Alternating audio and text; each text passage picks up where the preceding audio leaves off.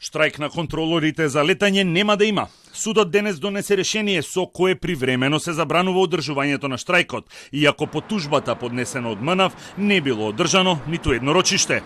Од синдикатот бескоментарно со најава за пресконференција во текот на утрешниот ден.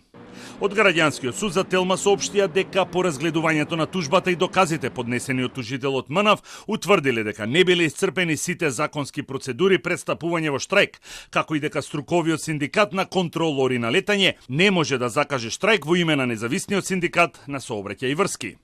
Не е спроведена постапка за мирно решавање на работните спорови согласно Законот за мирно решавање на работните спорови, кој е задолжителен при штрајк.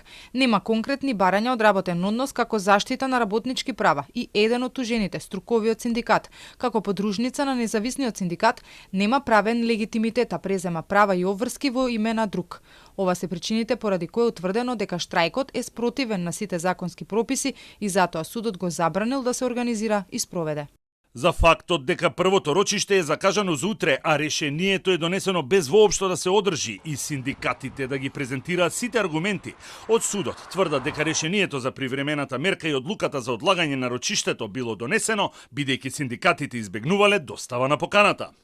Судот во оваа област одлучи да го донесе решението без одржување на рочиште кое е нешто дозволено и не е задолжително по закон, туку се ценат конкретни околности. Судот направи напор да обезбеди и да им даде можност на тужените, но во конкретниот случај тоа беше оневозможено.